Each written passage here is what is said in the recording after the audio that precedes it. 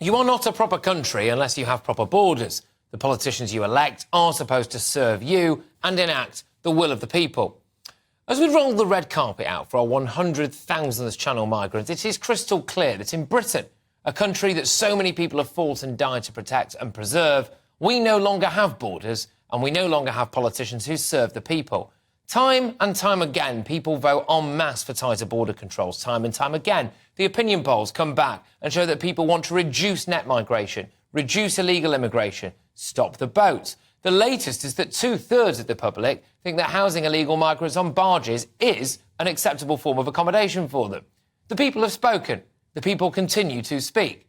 And if there was a referendum tomorrow on turning the boats back, I think we'd see a stonking majority for boats being towed back to France. If there was a referendum on the Rwanda plan and others like it, there would be a majority in favour.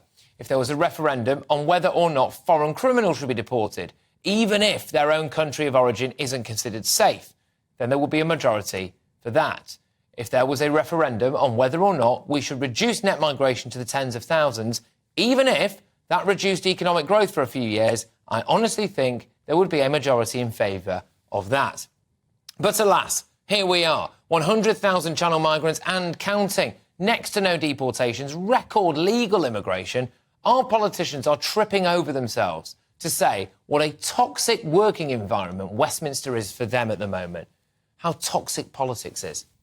I agree, it is toxic, but not for the reasons that they say. It's toxic because the British public keep voting for what they want and keep telling our politicians what they want, and our politicians keep ignoring them.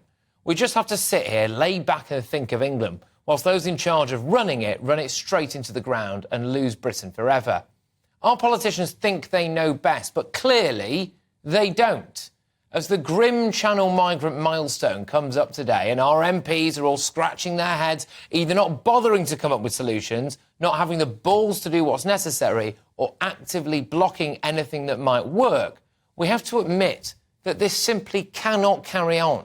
We cannot go on being a country without borders. If our politicians don't want to take responsibility, then they can pass that responsibility on to the British public. Put some of those options that I've just outlined to the British people, and then just do what they tell you.